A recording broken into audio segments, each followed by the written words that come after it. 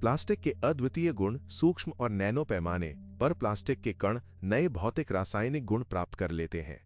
वे सतही आवेश को लंबे समय तक बनाए रख सकते हैं और इलेक्ट्रोस्टैटिक क्षेत्रों और अन्य अणुओं के साथ बातचीत कर सकते हैं। इस अर्थ में सूक्ष्म और नैनो प्लास्टिक की तुलना इलेक्ट्रोलेट से की जा सकती है, एक ऐसी सामग्री जो स्थैतिक बिजली जमा करती है और इसे लंबे समय तक बनाए रखती है। इसके अलावा प्लास्टिक के कण न केवल इलेक्ट्रोस्टैटिक चार्ज बनाए रखते हैं बल्कि इसे रिचार्ज भी कर सकते हैं। ये ट्राइबो इलेक्ट्रिक प्रभाव के माध्यम से होता है, यानी जब प्लास्टिक कपड़े, कोशिकाओं और तरल पदार्थों सहित अन्य सतहों के संपर्क में आता है या रगड़ता है। दूसरे शब्दों में प्लास्टिक के कण अपने इलेक्ट्रोस्टैटिक चार्ज को बार बार बहाल करके खुद को रिचार्ज कर सकते हैं। ये समझने के लिए कि प्लास्टिक के गुण अन्य सामग्रियों से कैसे भिन्न है, हमने एक सरल प्रयोग किया। यहाँ पारदर्शी प्लास्टिक कपों के अंदर हमने विभिन्न सामग्रियों से बनी कई वस्तुओं को लटका दिया। एक धातु की सुई, एक लकड़ी की माचिस की तीली, एक तांबे का तार और मैग्नीशियम की एक पट्टी।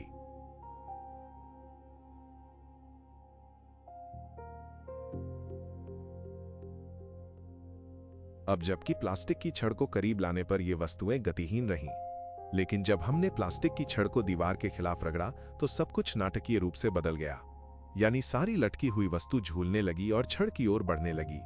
तो इस प्रतिक्रिया का कारण क्या है? इसका उत्तर प्लास्टिक की सतह पर बनने वाले इलेक्ट्रोस्टैटिक चार्ज में निहित है।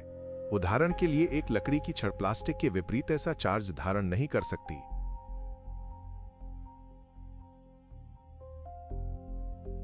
ऊन से रगड़ने के बाद भी सामग्री में कोई हलचल नहीं हुई। यही बात धातु की कैंची के लिए भी सच थी, जिसमें तब तक कोई प्रभाव नहीं दिखता था जब तक कि सामग्री किसी चुंबक को छू न जाए। तभी धातु की सुई जवाब दे गई। तो यह प्रयोग स्पष्ट रूप से दिखाता है कि कैसे सामग्री विद्युत और चुंबकीय क्षेत्रों पर अलग अलग प्रतिक्रिया करती है। अब प्लास्टिक अन्य सामग्रियों से अलग है क्योंकि यह न केवल जमा हो सकता है बल्कि लंबे समय तक इलेक्ट्रोस्टैटिक चार्ज भी बनाए रख सकता है।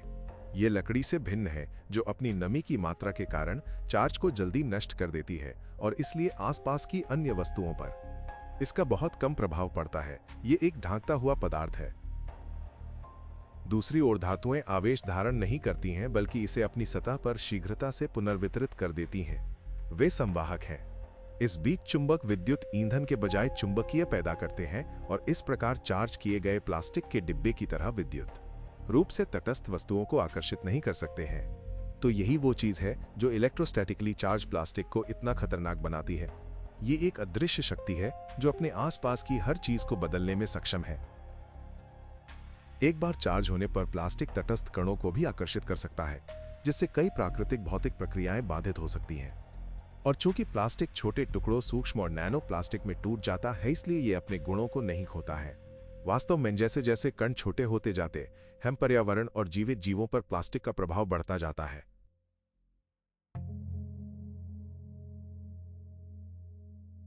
ये वो चार्ज है जो प्लास्टिक को हमारे ग्रह पर सभी जीवन के लिए विशेष रूप से खतरनाक बनाता है।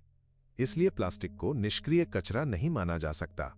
यह एक सक्रिय विद्युत आवेशित सामग्री है जो वायुमंडलीय कणों से लेकर जीवित कोशिकाओं तक पृथ्वी पर लगभग सभी पदार्थों के साथ संपर्क करने में सक्षम है।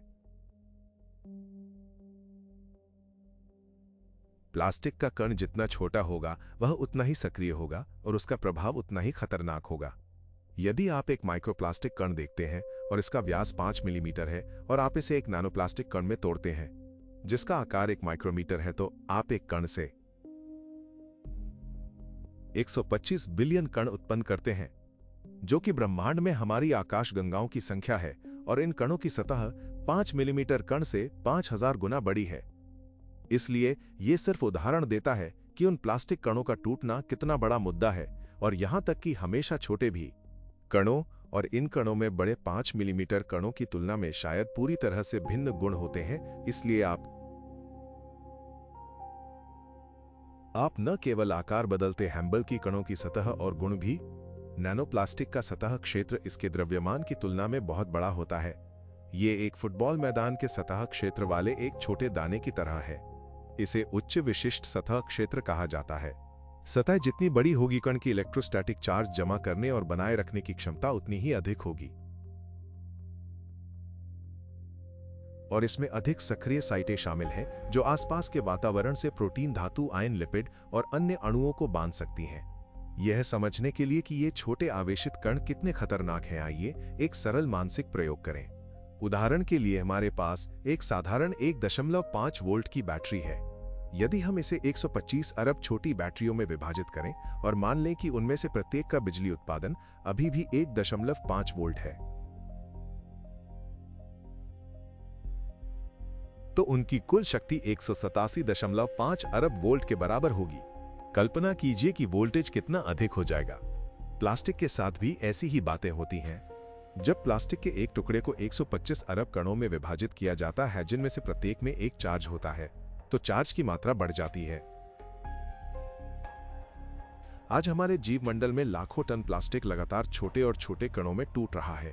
प्रत्येक में एक इलेक्ट्रोस्टैटिक चार्ज होता है जो इसे हर जगह प्रवेश करने की अनुमति देता है। नतीजतन जैसे जैसे इलेक्ट्रोस्टैटिक रूप से चार्ज किए गए प्लास्टिक कणों की संख्या बढ़ती है, हमारे ग्रह पर अतिरिक्त विद्युत क्षमता पैदा होती है।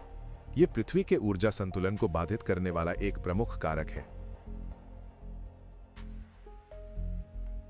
महासागरों के गर्म होने वायुमंडलीय विसंगतियों में वृद्धि, साथ ही हर साल प्राकृतिक आपदाओं की संख्या और गंभीरता में योगदान दे रहा है।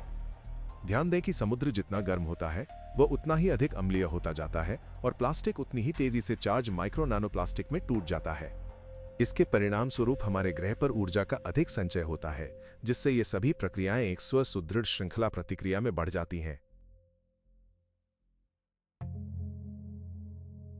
इसके अलावा कण जितना छोटा होता है वह उतनी ही आसानी से मनुष्यों सहित जीवित जीवों की सुरक्षात्मक बाधा में प्रवेश करता है, विभिन्न पुरानी बीमारियों को ट्रिगर करता है और लाखों लोगों की जान लेता है। हम इस सब पर विस्तार से विचार करेंगे। दूसरे शब्दों में, प्लास्टिक का विखंडन इसे सुरक्षित नहीं बनाता है। इसके विपरीत यह इसे नैनो कणों में बदल देता है जो जीवित जीवों में आसानी से प्रवेश कर जाते हैं।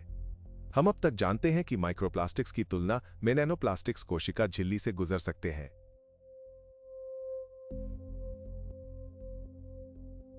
बहुत आसानी से। इसका मतलब यह है कि वे न केवल हम जानवरों के बल्कि हमारे रक्त प्रवाह में भी जा सकते हैं और उन्हें कुछ अंगों तक ले जाया जा सकता है, वहां जमा किया जा सकता है। वापस उत्सर्जित करना मुश्किल होता है और इसी तरह की चीजें।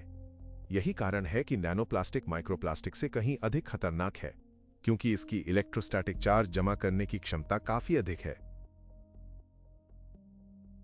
अपने बिजली जैसे व्यवहार और छोटे आकार के कारण प्लास्टिक अपने कणों में नहीं रहता। वे चार्ज हो जाते हैं और खरबों सूक्ष्म और नैनो किलर में बदल जाते हैं। डिस्चार्ज के माध्यम से छोटे प्लास्टिक जीवित ऊतकों में गहराई तक प्रवेश कर सकते हैं और उन्हें नष्ट भी कर सकते हैं। आज ये कण हर जगह हैं और वे पहले से ही प्रकृति में नाजुक विद्युत प्रक्रियाओं में हस्तक्षेप कर रहे हैं।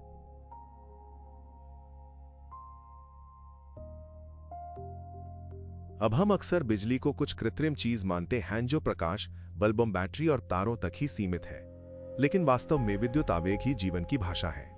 अर्थात वे संपूर्ण जीवमंडल को कार्य करने में सक्षम बनाते हैं और ये बिल्कुल प्राकृतिक प्रक्रियाएं हैं जो इलेक्ट्रोस्टैटिक रूप से चार्ज किए गए सूक्ष्म और नैनोप्लास्टिक्स अब बाधित कर रहे हैं।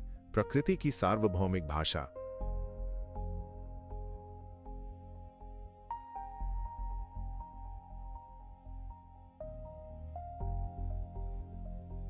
प्रकृति की सार्वभौमिक भाषा अदृश्य है, फिर भी ये सभी जीवित प्राणियों को एक पूरे में जोड़ती है। वन जंगलों में पेड़ों की जड़ें कवक नेटवर्क से जुड़ी होती हैं, जो मिट्टी के नीचे एक जटिल और परस्पर जुड़ी प्रणाली बनाती हैं, जिसे वैज्ञानिक वुड वाइड वेब कहते हैं।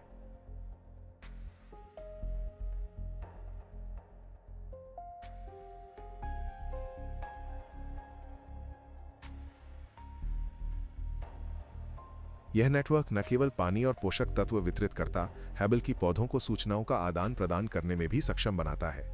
पौधे दो प्रमुख तरीकों से संचार करते हैं: रासायनिक रूप से विशिष्ट अणुओं को जारी करके और विद्युत रूप से जानवरों और मनुष्यों में तंत्रिका आवेगों के समान विद्युत संकेत भेजकर। उदाहरण के लिए, जब कीड़े हमला करते हैं तो एक पेड़ एक विद्युत संकेत उत्पन्न करता है जो रक्षात्मक प्रतिक्रियाएं ट्रिगर करता है। ये संकेत जड़ों के माध्यम से कवक नेटवर्क में यात्रा कर सकता है, अन्य पेड़ों तक पहुंच सकता है। ऐसा ही प्रभाव वैज्ञानिकों ने सूर्य ग्रहण के दौरान देखा था। पेड़ों के बायोइलेक्ट्रिक सिग्नल एक ही आवेग का निर्माण करते हुए समकालिक होने लगे। सबसे पुराने पेड़ों ने सबसे पहले प्रतिक्रिया दी, जैसे कि उन्हें ऐसी घटनाओं की याद हो और वे छोटे पेड़ों को चेतावनी दे रहे हों। विद्युत संकेतों के माध्यम से पौधे अपनी वृद्धि का समन्वय कर सकते हैं, एक दूसरे को खतरे से आगाह कर सकते हैं, तनाव के लिए सामूहिक रूप से अनुकूलन कर सकते हैं और यहां तक कि साझा स्मृति को भी संग्रहित कर सकते हैं। ये सटीक रूप से व्यवस्थित प्रणाली है जो अब सूक्ष्म और नैनोप्लास्टिक द्वारा बाधित हो रही है। आज जंगल माइक्रोप्लास्टिक के विशाल भंडार बन गए हैं। शोध से पता चलता है कि जंगल वायुमंडल से माइक्रोप्लास्टिक को पकड़ लेते हैं। जैसे ही हवा की धाराएं जंगलों से होकर गुजरती हैं, वे टनों माइक्रोप्लास्टिक कणों को अपने साथ ले जाती हैं। जंगल एक विशाल फिल्टर के रूप में कार्य करता है। पेड़ों की छतरियां और पत्तियां सचमुच हवा से कणों को बाहर निकालती हैं।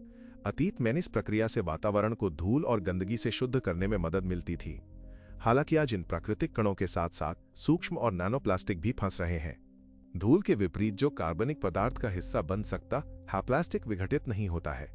ये पत्तियों में रहता है, मिट्टी में जमा होता है और जंगल की हवा में हर दिन बना रहता है।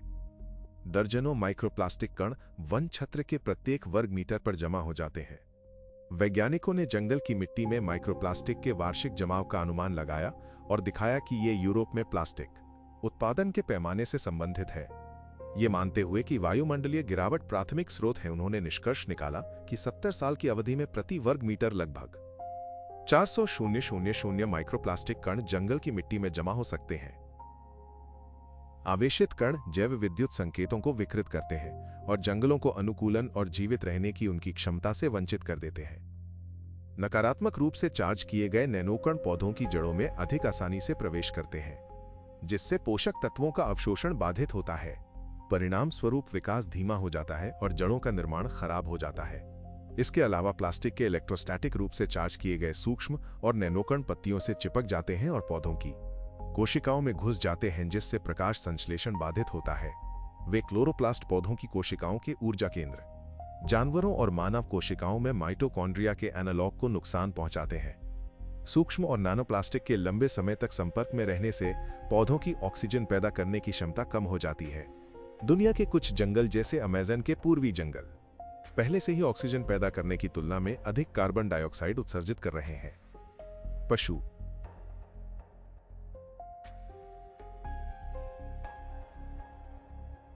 सूक्ष्म और नैनोप्लास्टिक जानवरों के मस्तिष्क में प्रवेश कर सकते हैं। इलेक्ट्रोस्टैटिक रूप से चार्ज किए गए प्लास्टिक कण मस्तिष्क कोशिकाओं को नुकसान पहुंचाते हैं और तंत्रिका आवेगों के संचरण को बाधित करते हैं। ये तंत्रिका तंत्र में खराबी का कारण बनता है, दृष्टि, श्रवण और गंध में कमी से लेकर बिगड़ा हुआ मोटर समन्वय तक। परिणाम स्वरूप जानवरों को नेविगेट करने, भोजन खोजने, खतरे से बचने और एक दूसरे के साथ संवाद करने के लिए संघर्ष करना पड़ता है, और ये सब उनके जीवित रहने की संभावना को बहुत कम कर देता है। ये प्रभाव मनुष्यों में न्यूरोडीजेनरेटिव रोगों के शुरुआती लक्षणों को दर्शाते हैं। World wide fund for nature के अनुसार पिछले 50 वर्षों में जंगली जानवरों की वैश्विक आबादी में लगभग 70% की गिरावट आई है।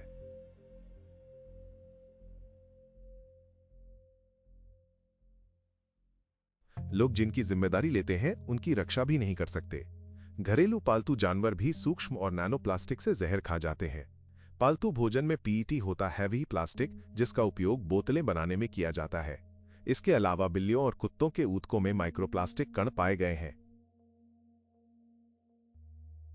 वैज्ञानिकों ने प्राकृतिक कारणों से मरने वाले 49 जानवरों, 24 बिल्लियों और 25 कुत्तों के ऊतक के नमूनों का विश्लेषण किया और पाया कि उनमें से 70% से अधिक के कई अंगों में माइक्रोप्लास्टिक मौजूद थे।